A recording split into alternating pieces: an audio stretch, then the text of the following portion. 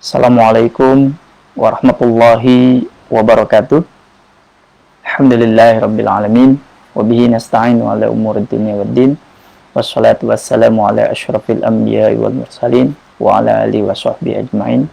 Amma ba'du. Teman-teman dan sahabat sekalian,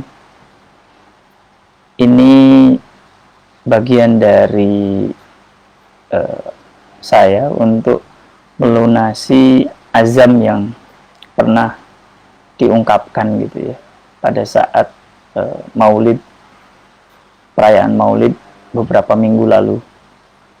Jadi dan memang azamnya itu dari mulai tahun lalu gitu ya, cuma memang mencari waktu yang pas untuk memulai dan menuntaskan azam ini yang agak kerepotan gitu ya. Tapi insya Allah kita akan coba cari waktu yang pas dan insya Allah kita akan menuntaskan azam ini, yaitu membaca, mengkaji dan membahas kitab An-Nurul Mubin fi Mahabbati Sayyidil Mursalin karangan Mbah Hasyim Asy'ari.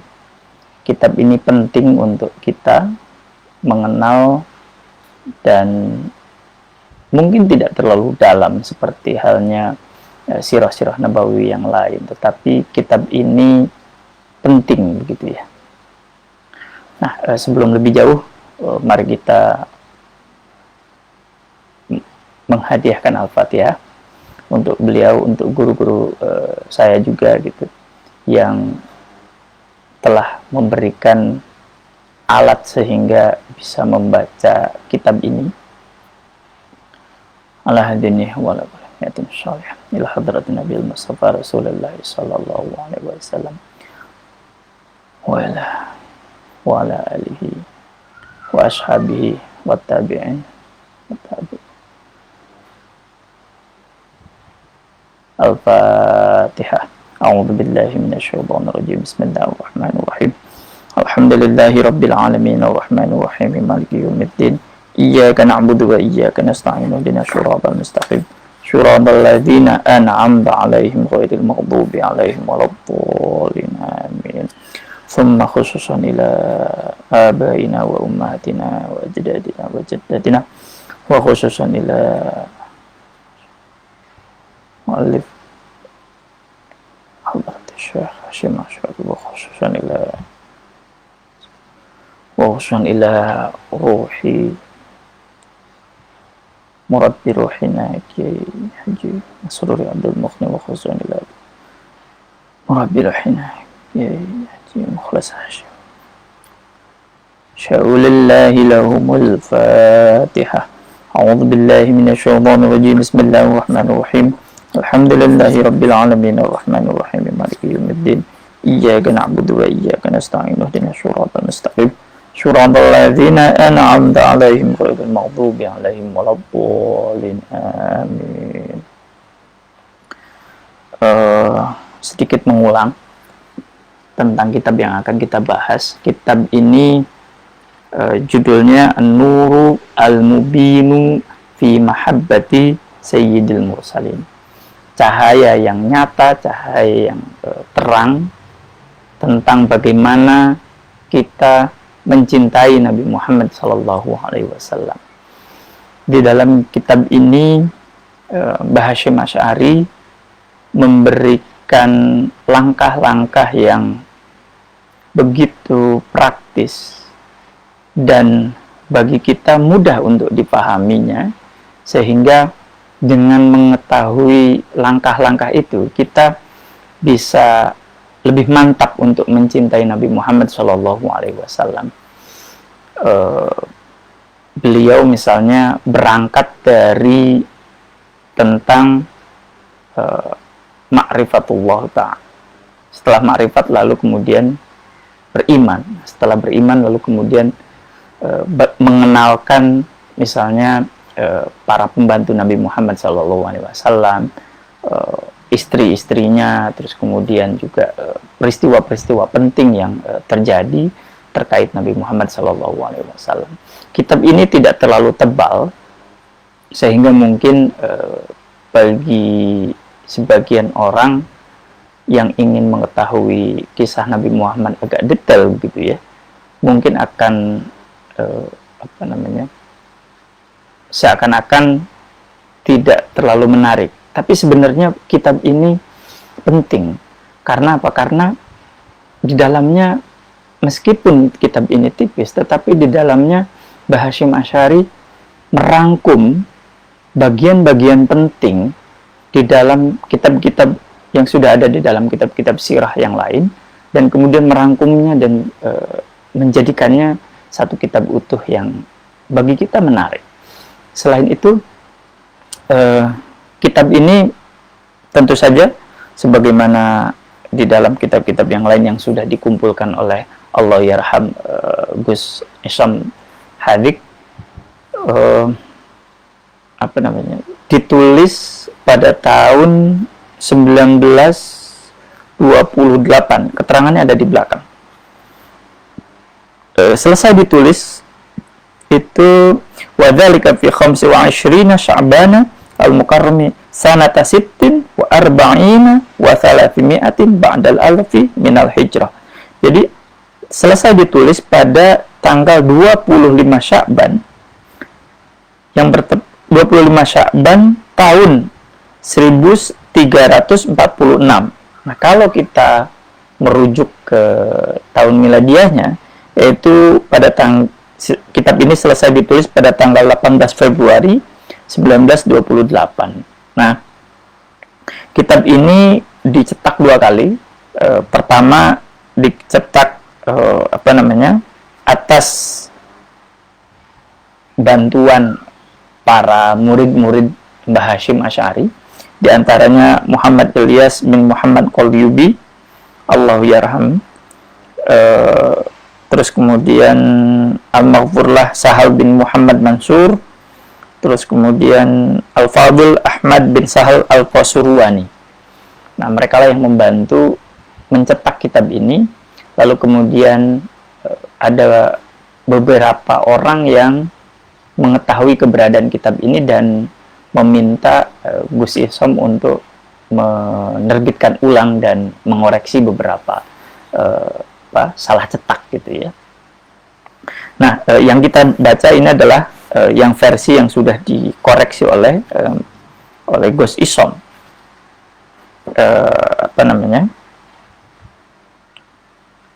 Dan selain mengoreksi, beliau juga memberikan beberapa tanda dan terkait ayat, terutama ayat-ayat Al-Quran. Beliau misalnya ini ayat berapa, surat apa, dan sebagainya. Ini memudahkan untuk kita melacak tentang ayat. Jadi ini alhamdulillah, ini berkat Gus Isom kita bisa membaca dan mengetahui pemikiran Mbah Hasyim Asy'ari melalui kitab-kitabnya yang dikumpulkan dalam Irsyadus Sari ini. Ala kulli hal, pada pertemuan yang lalu saya membahas satu pasal tapi baru sedikit begitu ya. Nah, kita akan membahas atau kembali sedikit tentang pasal pertama, yaitu pasal tentang kewajiban iman kita kepada Nabi Muhammad SAW. Bismillahirrahmanirrahim. Qala al-mu'allif rahimahullahu ta'ala wa nafa'ana bi ulumihi fid dharain amin. Faslun ay hadza faslun fi wujubil imani bihi alaihi salatu wassalam. Fasal ini membicarakan tentang kewajiban beriman kepada Nabi Muhammad SAW. Nah, kenapa hal ini menjadi penting dan hal ini menjadi pembahasan awal oleh Mbah Hasyim? Karena dengan kita beriman kepada Nabi Muhammad SAW, tingkat selanjutnya adalah mahabbah. Tingkat selanjutnya adalah kita mencintai Nabi Muhammad SAW. Tanpa iman, mana mungkin kita bisa mencintai Nabi Muhammad SAW? Tingkat iman seseorang itu juga ditentukan oleh seberapa besar kemudian kita mengekspresikan cinta kita kepada Nabi Muhammad SAW. Kalau orang yang begitu cinta Nabi Muhammad, begitu ingin bertemu, begitu ingin mendapatkan syafaat Nabi Muhammad SAW, itu makanya orang rela seharian untuk mengucapkan salawat, salam terus begitu ya. Bahkan ada banyak kitab-kitab yang bisa dibaca untuk terkait ini gitu. Misalnya kitab Dalailul Khairat itu bahkan santri-santri senior itu membacanya hampir menjadi wiridan setiap hari. Dalam salah satu kajiannya Syekh Yusri itu pernah mengungkapkan bahwa dahulu sebelum di Mekkah itu, ataupun misalnya menjadi keseharian umat Islam, sebelum berkembangnya kelompok Wahabi di Haramain, itu orang-orang yang haji dan sebagainya ataupun umat Islam itu terbiasa membaca dalail dan membaca Al-Quran. Jadi membaca Al-Quran dengan dalail itu seperti dua mata uang, koin gitu ya. Jadi tidak bisa dipisahkan. Lalu kemudian karena banyak orang yang menilai bahwa isi dari dalail itu sebagai bid'ah, lalu kemudian ada banyak perubahan. Tetapi masih banyak teman-teman saya masih melakoni gitu ya dalail. Terus kemudian ada simtud duror, membacanya, karena begitu membaca atau barjanzi atau dibangi atau apa, itu kan begitu membaca kitab-kitab itu Nabi seperti hadir di hadapan kita. Nabi seperti halnya melihat kita, sehingga kita kalau berbuat buruk itu seperti malu terhadap Nabi Muhammad SAW. Sehingga kita dengan membaca sholawat terus begitu ya, kita itu adalah ikhtiar kita untuk mengikuti, untuk meneladani Nabi Muhammad SAW. Nah, kita kembali. Faslun ay hadza faslun fi wujubil imani bi alaihi salatu wassalam. Fasal tentang kewajiban iman kepada Nabi Muhammad SAW. Yajibu ala kulli mukallafin, wajib atas setiap mukallaf. Nah, kalau di dalam Islam itu usia itu dibedakan antara ini usia sobi, ini usia murohek, ini usia tifl, ini usia mukallaf. Makanya, dan ini kemudian efeknya juga kepada penentuan hukum di dalam Islam. Misalnya kalau anak kecil gitu ya, bayi begitu, masih minum ASI ibunya gitu. Nah, kalau ternyata kita menggendong gitu ya, kita menggendong bayi yang masih ya katakanlah umur 2 bulan gitu, dan dia kan masih minum ASI dari ibu, terus kemudian dia pipis di dalam ini kita. Nah, itu cukup dipercikan dan sebagainya, maka pakaian itu masih bisa dipakai sholat. Berbeda kalau kemudian dia sudah makan dengan yang lain, itu hukumnya menjadi berbeda. Terus nanti begitu dia gede, hukumnya berbeda lagi, apalagi nanti ketika sudah besar. Nah, pembatas yang paling konkret, yang paling bisa dilihat untuk mengukur seseorang dewasa atau tidak, itu namanya mukallaf. Nah, mukallaf ini kalau secara biologis gitu ya, secara biologis ditentukan kalau laki-laki itu dia sudah mengalami mimpi basah gitu ya. Nah, kalau perempuan itu ditandai secara biologis oleh keluarnya menstruasi. Nah, berarti dia sudah mukallaf. Nah, kalau mukallaf berarti dari aspek hukumnya semua sudah terkena hukum. Jadi sholat menjadi wajib, segalanya menjadi wajib, gitu ya. Apa yang terkait dengan perintah dan apa yang terkait dengan larangan juga wajib untuk ditinggalkan. Sehingga ada konsekuensi tentang pahala dan dosa. Jadi ketika sudah mukallaf gitu ya. Nah,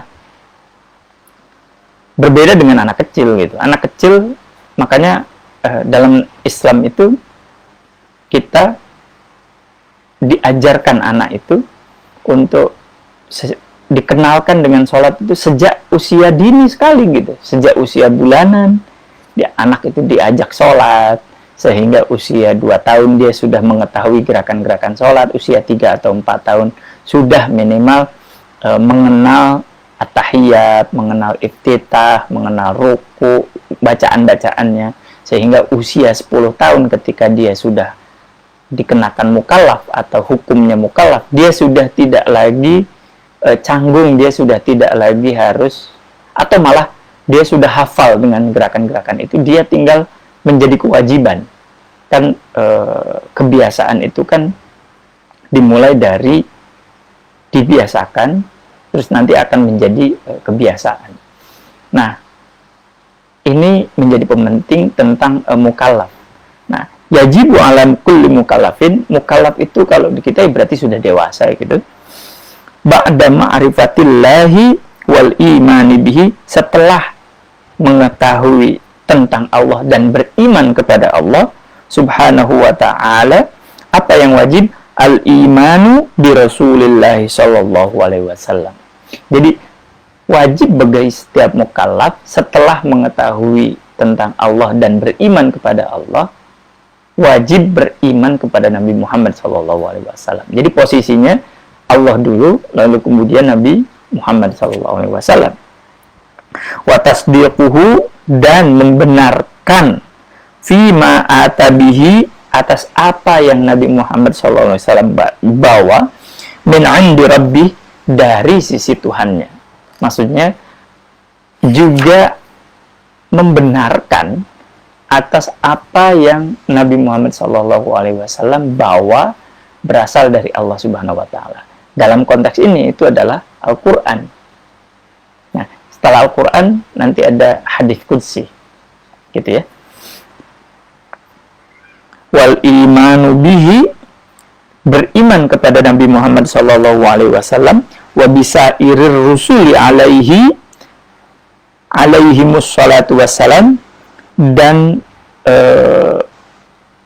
jadi beriman kepada Nabi Muhammad sallallahu alaihi wasallam dan seluruh rasul alaihimus salatu wassalam, itu merupakan ahadu arkanil imani as-sittati, itu merupakan salah satu rukun iman yang 6. Gitu ya. Kama dzakarahu sallallahu alaihi wasallam hina ajaba su'ala Jibril alaihi salam, sebagaimana disebutkan dalam salah satu hadis ya, ketika Nabi Muhammad sallallahu alaihi wasallam menjawab pertanyaan malaikat Jibril fi haditsin tawilin, di dalam hadis yang panjang sekali, rawahu asy-syaikhani fi sahihima, yang diriwayatkan oleh asy-syaikhani. Asy-syaikhani ini berarti kalau di dalam redaksi hadis atau apa, ketika disebut asy-syaikhani, maka itu berarti Imam Bukhari dan Muslim. Fi sahihihima, di dalam sahih kedua Imam Bukhari dan Imam Muslim. Jadi hadis ini panjang, hadis ini masyhur dan ada di dalam kitab Arba'in An-Nawawiyah dan sebagainya. Itu apa? Ceritanya tentang Nabi Muhammad SAW bersama para sahabat, lalu kemudian tiba-tiba ada seorang lelaki yang syadidu bayyadith thiyab, pakaiannya putih, terus kemudian rambutnya hitam legam gitu ya. Itu menggambarkan begitu menarik, begitu ganteng, begitu seperti tidak ada celah. Lalu bertanya tentang Nabi Muhammad, kepada Nabi Muhammad SAW tentang apa itu Islam, apa itu iman, terus kemudian apa itu ihsan dan sebagainya. Nah, di dalam kitab ini nanti kita akan sedikit baca tentang kutipan atau penggalan dari hadis itu. Qala Allah Ta'ala berfirman, "Fa'aminu billahi wa rasulihi." Berimanlah kalian kepada Allah wa rasulihi dan kepada rasulnya, wan nuril ladzi anzalna dan kepada cahaya yang turut kami turunkan. Nah, yang menarik di sini Al-Qur'an disebut An-Nur. An-Nur itu sebagai cahaya. Kenapa? Imam As-Shinqiti di dalam kitab Adwaul Bayan tafsir itu menyebutkan bahwa kenapa Al-Quran disebut sebagai An-Nur dalam konteks ini, karena Al-Quran itu istilahnya beliau itu kasyifus syirki, kasyifun nifqi. Jadi Al-Quran disebut sebagai cahaya karena itu menyingkap, ya, menyingkapkan kesyirikan, menyingkapkan kejahiliahan, kebodohan, menyingkapkan atau membukakan menyingkapkan kemunafikan, gitu ya. Karena Al-Quran itu pada konteks itu menjadi pembuka terhadap baik itu pengetahuan, baik itu, dan menjadi jalan petunjuk kepada petunjuk Allah, kepada hidayah Allah Subhanahu wa taala. Makanya disebut sebagai An-Nur.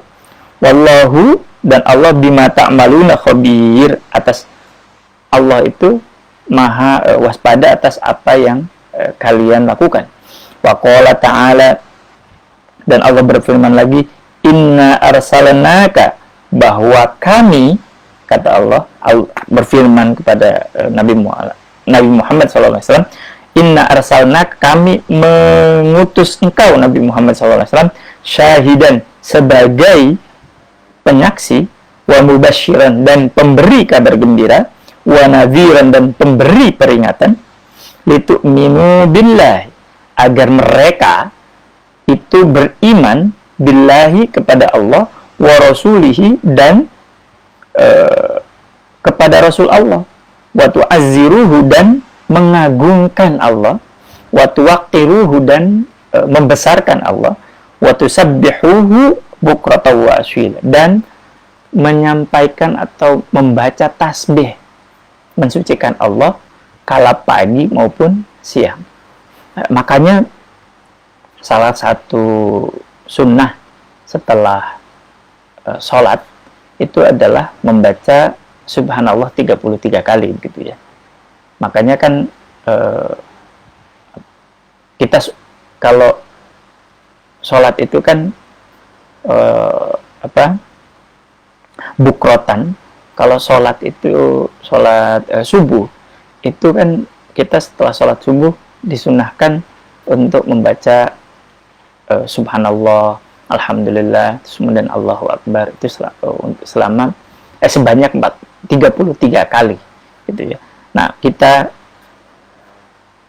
mengikuti teladan yang telah dicontohkan oleh Nabi Muhammad SAW untuk mensucikan Allah kala siang dan kala pagi dan sore.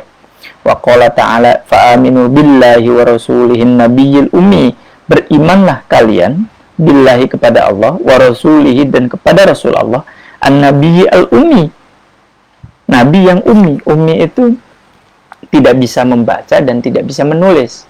Kenapa tidak bisa membaca dan tidak menulis? Karena disitulah kemukjizatan Al-Quran, gitu ya.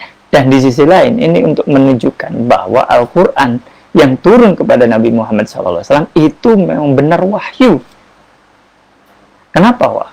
Nah, kalau Nabi Muhammad SAW itu memang memiliki riwayat bisa membaca dan bisa menulis, maka orang akan ragu, betulkah Al-Quran itu datang dari Nabi Muhammad SAW, jangan-jangan jangan-jangan Al-Quran itu memang keluar dari Nabi Muhammad SAW, bukan dari Allah. Karena apa? Karena dia bisa membaca dan menulis. Tetapi karena Nabi Muhammad, pertama, beliau sejak muda, sejak kecil, sejak remaja, itu dikenal sebagai Al-Amin, sebagai seorang yang dipercaya, gitu ya. Lalu kemudian beliau itu tumbuh menjadi seorang pengusaha sukses, tetapi beliau tidak bisa membaca dan menulis. Tapi jangan mengandaikan seseorang yang tidak bisa membaca dan menulis itu orang yang bodoh. Tidak. Tentu saja kategori ataupun pembeda antara orang yang pintar dengan tidak itu sekarang bisa jadi ditentukan oleh tulisan. Tetapi zaman dulu ataupun misalnya zaman sekarang, contoh yang paling konkret misalnya gitu ya, betapa banyak anak-anak Indonesia yang tanpa dia harus sekolah gitu ya sampai keluar, tetapi memiliki kemampuan talenta yang lebih dari apa yang dibayangkan. Contoh misalnya pernah ada ini legenda hacker dari Indonesia.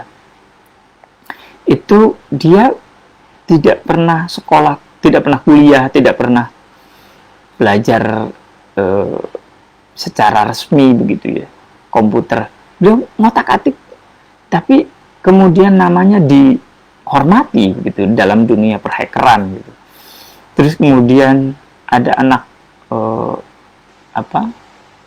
ada anak mungkin masih SMP, tapi karena kecanggihannya dia bisa atau memiliki kemampuan untuk menjebol yang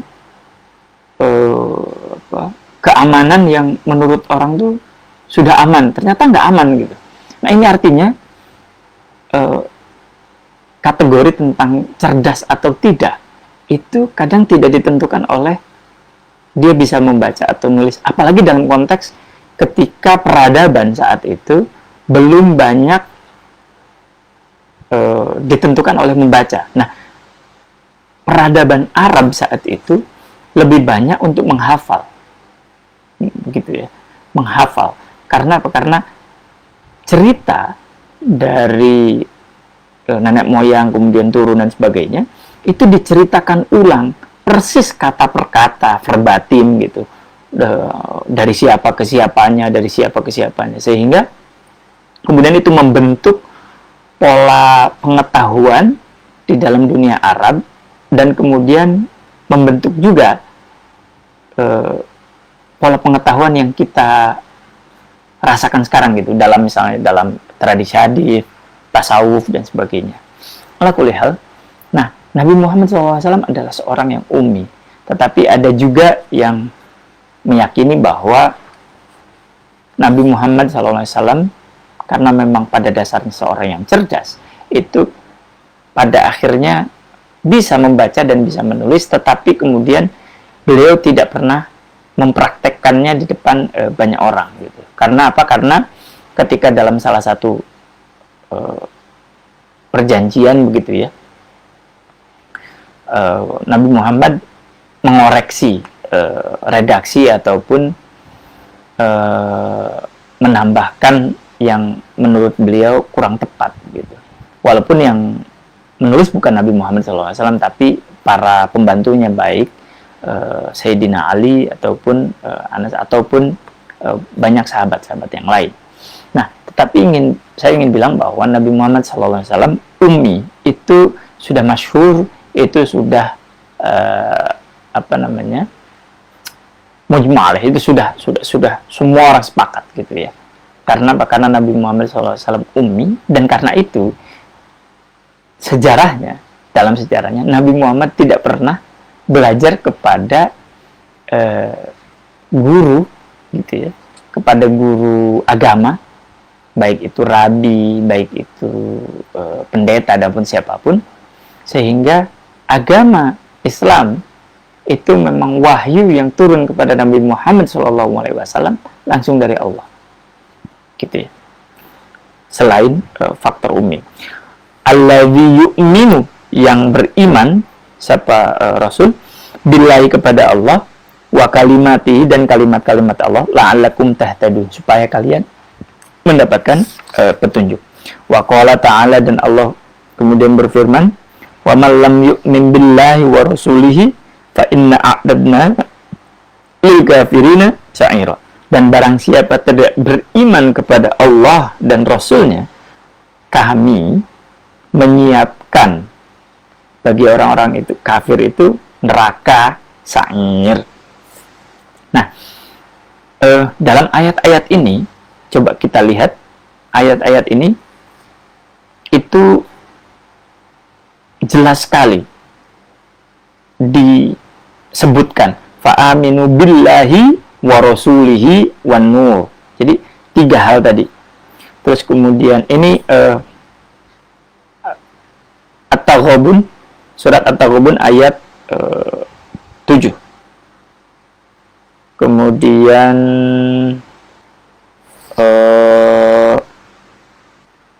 ayat 8, sorry. At-Taghabun ayat 8. Terus kemudian fa'aminu billahi wa rasulihi wan nuril ladzi anzalna wallahu bima ta'maluna khabir. Inna arsalnaka syahida wa mubasysyiran wa nadhira litu'minu billahi wa rasulihi wa tu'azziruhu wa tuwaqqiruhu wa tusabbihu bukratan wa asyila. Ini ayat Al-Fat ayat 8 dan 9. Fa'aminu billahi wa rasulihi nabiyil ummi alladzi yu'minu billahi wa kalimatihi la'allakum tahtadun. Ini ayat Al-A'raf 158. Wa man lam yu'min billahi wa rasulihi fa inna a'tadna lil kafirina sa'ira. Ini Al-Fat ayat 15.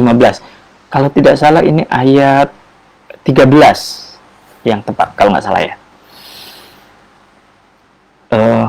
Jadi urutannya adalah kita beriman kepada Allah Subhanahu wa Ta'ala, lalu beriman kepada Nabi Muhammad SAW.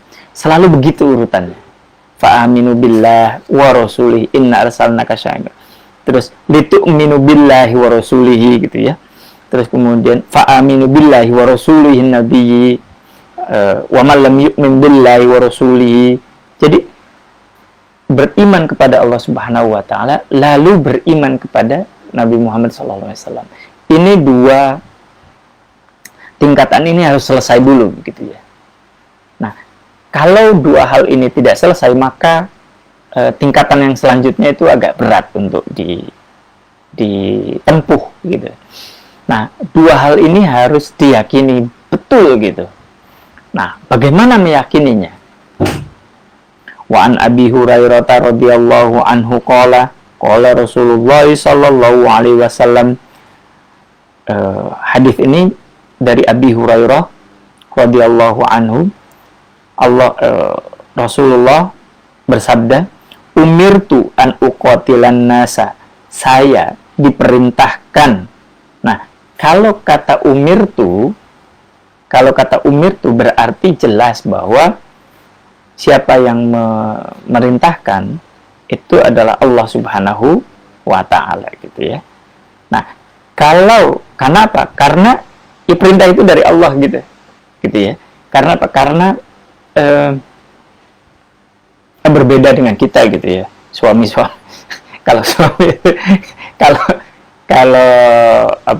kalau di rumah ya banyak orang bilang suami itu adalah kepala rumah tangga, begitu ya. Tapi kalau disuruh untuk membeli sayur, itu bukan disuruh, itu namanya perintah dari istri. Tapi itu beda, gitu ya. Nah, tapi kalau dalam Nabi Muhammad SAW, umirtu itu berarti perintahnya dari Allah Subhanahu wa Ta'ala. Saya diperintahkan an uqatilan nasa, untuk memerangi manusia hatta yashhadu, sehingga mereka bersaksi, bersyahadat alla ilaha illallah, bahwa tiada Tuhan selain Allah, wa yu'minu bi, dan beriman kepadaku, wa bima ji'tu bihi, dan atas apa yang aku bawa, yaitu Al-Quran. Fa idza fa'alu dzalika asamu minni dima'ahum. Kalau manusia-manusia itu melaksanakannya, yaitu bersahadat, beriman kepada Nabi, beriman kepada Al-Quran, ya kan? Asomu minni dima'hum, maka darah mereka itu dijamin. Artinya mereka tidak akan diperangi, mereka tidak akan mereka tidak akan dibunuh juga kalau dalam peperangan gitu ya. Wa hisabuhum 'ala Allah, dan perhitungan mereka itu tergantung hak prerogatif Allah Subhanahu wa taala. Muttafaqun alaih. Nah, hadis ini satu hal yang harus dipahami bahwa hadis ini tampaknya seperti mendorong orang untuk melakukan kekerasan begitu ya.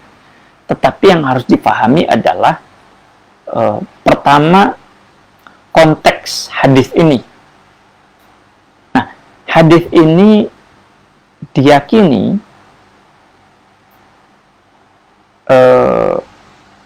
muncul ketika Nabi Muhammad sudah hijrah.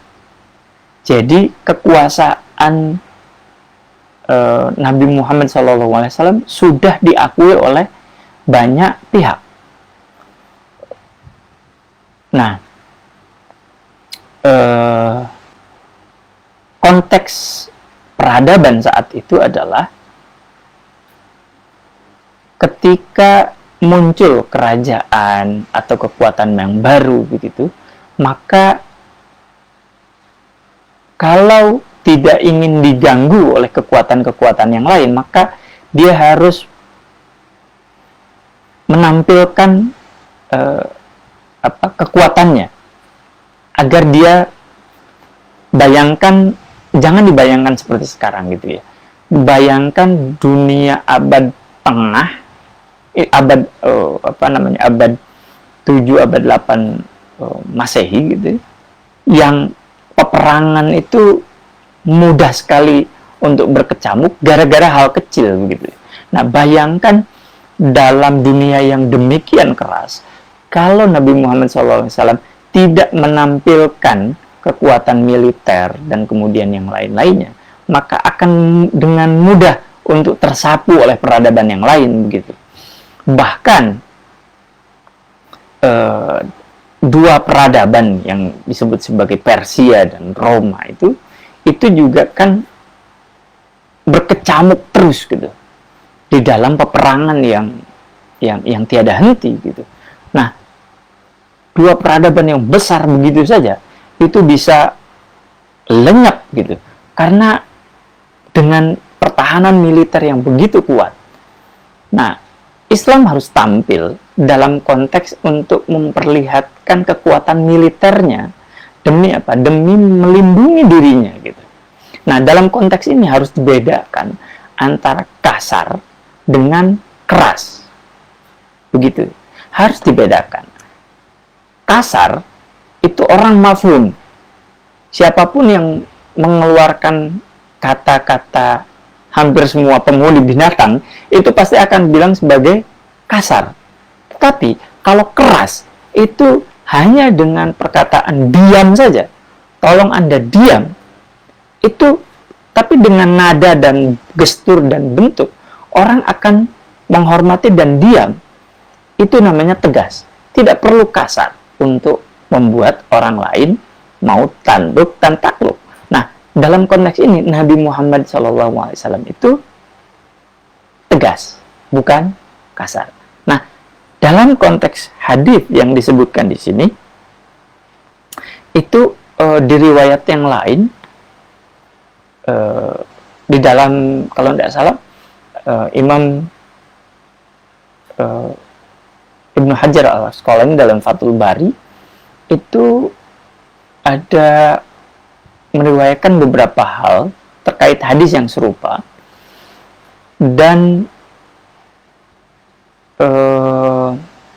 salah satu ceritanya jadi Nabi Muhammad bersama para sahabat ada di sebuah bangunan begitu. Mereka sedang berdiskusi nyantai dan sebagainya. Tiba-tiba ada rojulun ini seseorang yang majhul, yang tidak diketahui orangnya, tiba-tiba memarahi Nabi Muhammad SAW di depan publik gitu ya, di depan sahabatnya.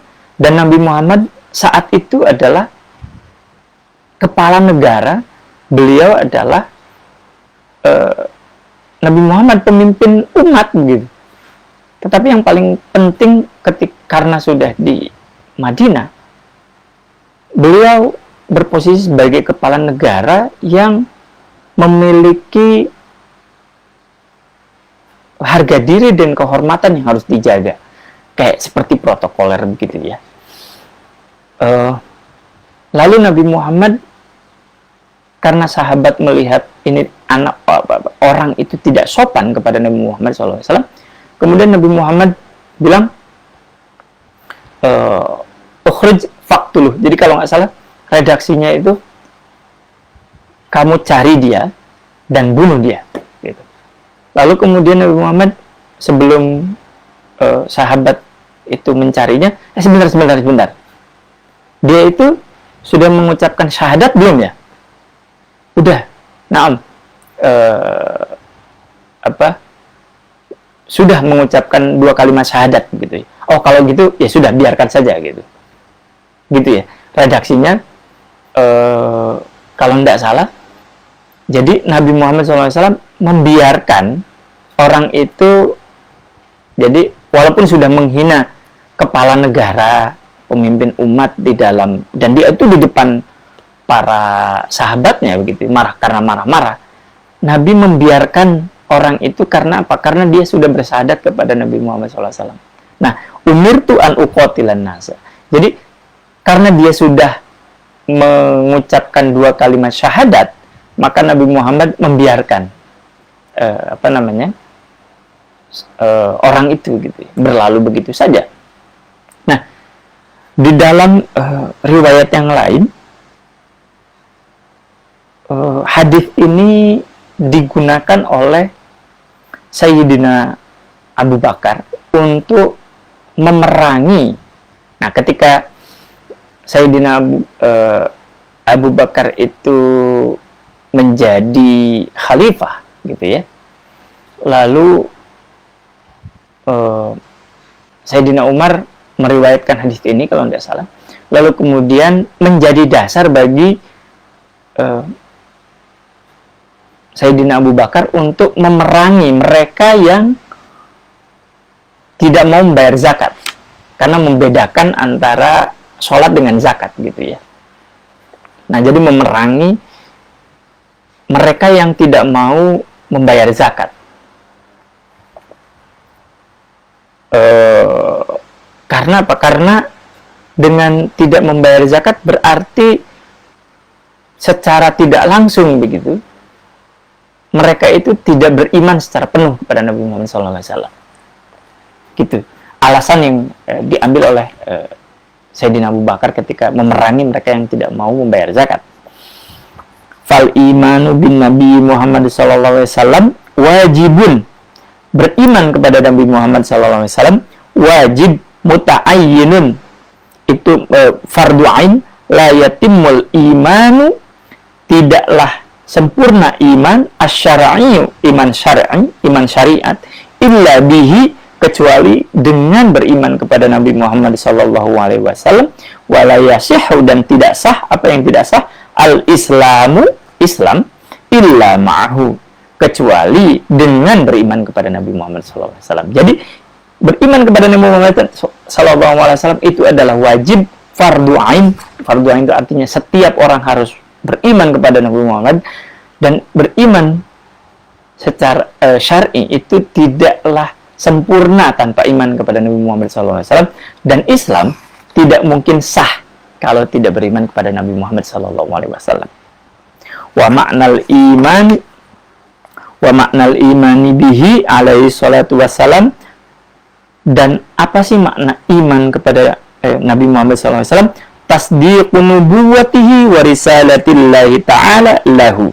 Nah, apa sih makna iman kepada Nabi Muhammad SAW? Itu adalah tasdiqu nubuwwatihi, membenarkan kenabian Muhammad sallallahu alaihi wasallam, wa risalatillahi ta'ala lahu, dan risalah yang turun kepada Nabi Muhammad sallallahu alaihi wasallam, wa tasdiquhu fi jami'i ma ja'a bihi 'anillahi wa ma qalahu, dan membenarkan atas semua yang datang gitu ya dari Allah Subhanahu wa taala, yang dan membenarkan semua yang Nabi Muhammad SAW bawa dari Allah Subhanahu wa taala. Wa mutabiqatu tasdiqul qalbi bidzalika, dan nah ini menyesuaikan, wa mutabiqatu tasdiqul qalbi bidzalika, bagaimana menyesuaikan menyesuaikan, membenarkan secara hati, bidzalika syahadatul lisani, yaitu mengucapkan atau bersyahadat dengan lisan, bi annahu Rasulullah, bahwa Nabi Muhammad sallallahu alaihi wasallam itu adalah Rasulullah sallallahu alaihi wasallam. Fa idza jatama'a at-tasdiqu bihi sallallahu alaihi wasallam bil qalbi, ketika berkumpul atau menyatunya membenarkan Nabi Muhammad SAW di dalam hati, wa nutqu bisyahadati bidzalika bil lisan, dan mengucapkannya di dalam lisan, tamal imanu wa tasdiqu lahu, maka iman dan mempersaksikan atau meyakini Nabi Muhammad SAW itu sempurna gitu ya. Jadi gimana caranya? Nah, Mbah Hasyim Asy'ari memberikan resep untuk bagaimana kita iman kepada Nabi Muhammad SAW secara sempurna, yaitu apa? Pertama, kita meyakini di dalam hati kita bahwa Nabi Muhammad SAW itu memang utusan Allah, gitu ya. Setelah itu di dalam lisan kita. Nah, ada yang bilang bahwa al-iman yazid wa yanqus, bahwa iman itu naik dan turun, gitu ya. Nah, dalam konteks itu, sholawat yang kita ulupkan, yang kita ucapkan setiap hari, itu adalah bagian dari kita untuk memupuk, untuk menumbuhkan iman di dalam hati kita, dan terus meyakini dan bersyahadat bahwa Nabi Muhammad SAW itu adalah Rasulullah di dalam lisan kita, gitu ya. Jadi syahadat, sholawat yang kita ucapkan terus, Allahumma sholli ala sayyidina Muhammad sallallahu alaihi wasallam, Allahumma sholli ala sayyidina Muhammad, itu wa ala alihi wa sahbihi ajma'in, itu paling sederhana gitu ya. Kalimat sholawat itu adalah bagian dari kita untuk memupuk, menumbuhkan bunga-bunga keimanan di dalam hati kita. Waqad warada fi haditsin Jibril idz qala, dan nah ini potongan dari hadis yang disebut sebagai haditsun tawil, yang panjang itu yang tadi disebut, dan disebutkan dalam hadis Jibril, akhbirni anil Islam, ya Nabi Muhammad SAW, kabari saya atau ajari saya tentang Islam. Annahu sallallahu alaihi wasallam qala, bahwa Nabi Muhammad sallallahu alaihi wasallam itu bersabda, antashhada, kamu bersaksi, alla ilaha illallah, bahwa tiada Tuhan selain Allah, wa anna Muhammadar Rasulullah, dan Nabi Muhammad sallallahu alaihi wasallam itu adalah utusan Allah.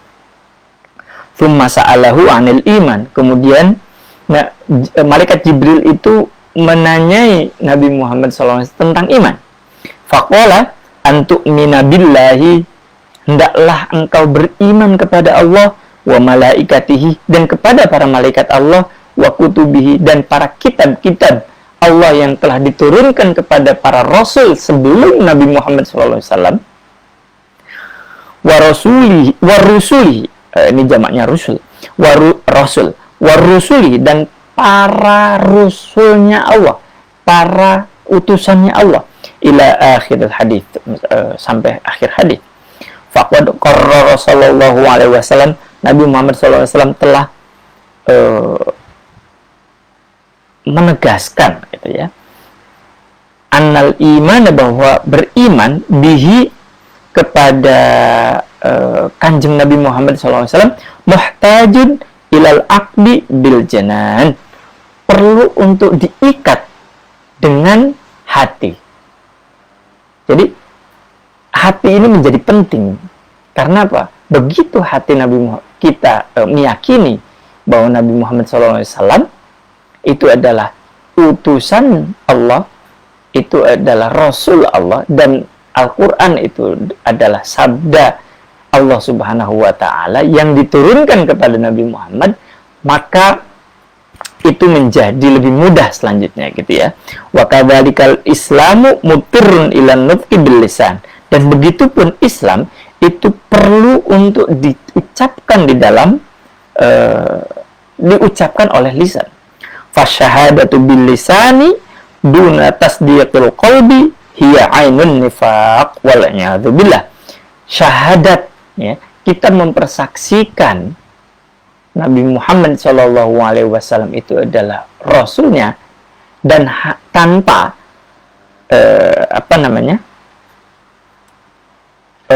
tanpa diiringi dengan hati, maka itu adalah munafik gitu ya. Wal a'yadu billah. Na'udzubillahi min dzalik. Qala ta'ala, qala Allah ta'ala, Allah berfirman, idza ja'akal munafiqun, ketika orang-orang munafik mendatangimu, qalu nashhadu innaka la rasulillah. Mereka, jadi ketika orang munafik itu mendatangi Nabi Muhammad SAW, mereka menyatakan beriman kepada Nabi Muhammad SAW sebagai Rasul Allah. Wallahu ya'lamu innaka la rasuli. Allah itu mengetahui bahwa Nabi Muhammad itu adalah Rasulnya. Wallahu yashhadu innal munafiqina lakadzibun. Sementara pada di sisi lain, Allah itu mengetahui bahwa para munafik itu adalah orang-orang yang bohong. Lakadzibun, sudah pasti bohong. Ittakhadha aymanahum junnatan, mereka menjadikan iman mereka itu sebagai tameng. Fasaddu an sabilillah, lalu mereka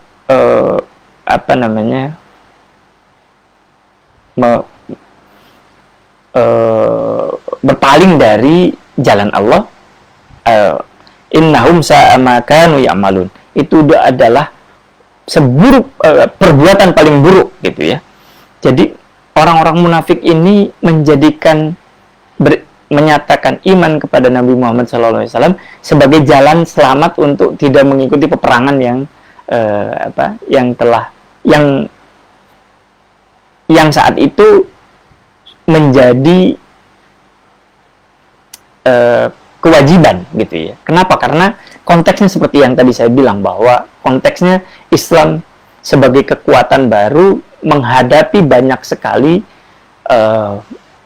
tantangan-tantangan yang harus diselesaikan begitu. Nah, kalau Islam lemah, maka dia akan dengan mudah untuk digilas.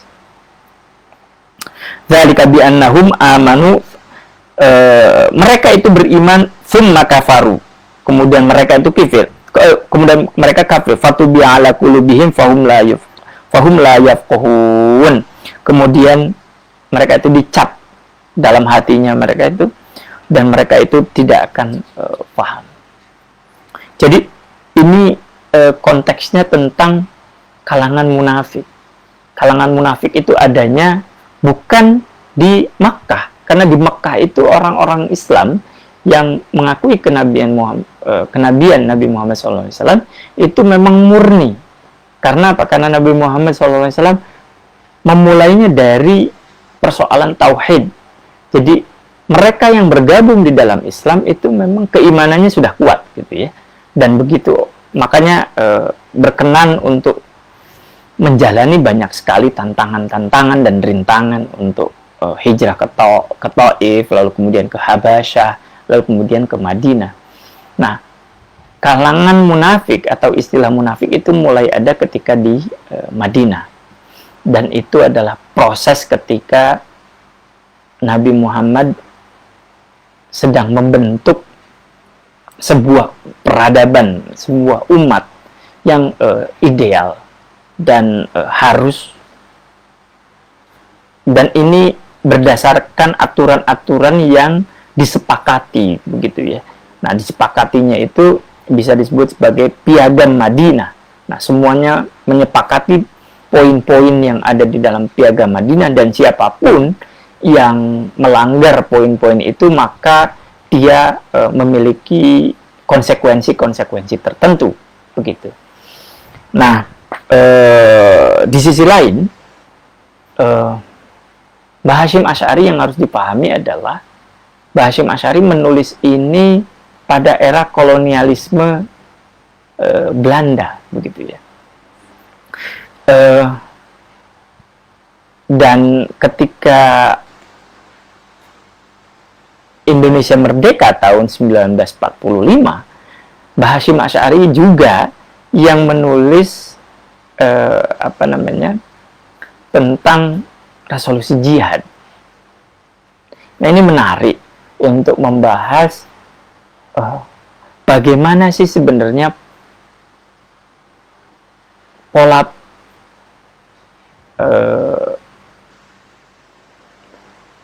yang membuat ini untuk dikaji, untuk dibahas bagaimana kitab-kitab Mbah Hasyim Asy'ari itu dilihat dari konteks ketika kolonialisme masih bercokol, sehingga kita bisa melihat hadis-hadis, ayat dan sebagainya yang digunakan di dalam kitab-kitab itu, dan kita bisa, itu akan ada banyak sekali inspirasi kalau kita bisa menelaah lebih dalam kitab-kitab ini.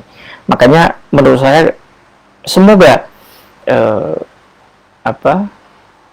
saya diberikan umur untuk bisa menuntaskan kitab ini, gitu ya. Karena kitab ini menarik sekali dan ini kitab penting untuk kita bahas.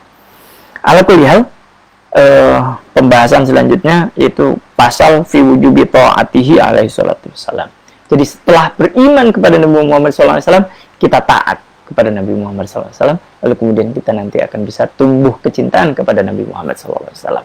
Jadi begitu sistematis Mbah Hasyim Asy'ari menulis kitabnya dan mengantarkan kita untuk mencapai tingkatan mahabbah kepada Nabi Muhammad SAW. Kita akan lebih mendalam kajian ini, cuman kita akhiri dulu, begitu ya, kajian ini. Insya Allah kalau memungkinkan dalam seminggu 2 kali atau seminggu 3 kali, dan saya tafaulan dan waktidaan kepada teladan yang diberikan para guru-guru saya kalau mengaji itu dimulainya hari Rabu, gitu ya. Dan kalau di dalam Komariah hari Rabu itu ya sekarang, gitu ya, artinya ba'da maghrib sudah masuk Rabu, begitu ya. Karena apa? Karena kalau pagi, siang tidak memungkinkan untuk saya waktunya, gitu. Misalnya waktu malam. Kalau besok malam berarti sudah hari Kamis. Berarti ini masih, insya Allah masih Rabu, dan insya Allah ini bagian dari mengikuti jalan yang telah ditempuh oleh para guru-guru kita di dalam talab ilmu dan nashril ilm, dalam menyebarkan ilmu. Dan semoga ini juga bagian dari mengalirkan pahala untuk para guru-guru kita yang telah mengajari kita membaca, telah mengajari kita banyak ilmu pengetahuan. Demikian teman-teman dan sahabat sekalian, hadanallahu wa iyyakum wal afwa minkum. Wassalamualaikum warahmatullahi wabarakatuh. Al-Fatihah. A'udzubillahi minasyaitonir rajim. Bismillahirrahmanirrahim. Ar-Rahmanir-Rahim. Maliki ihdinas siratal mustaqim. Siratal ladzina an'amta 'alaihim ghairil maghdubi 'alaihim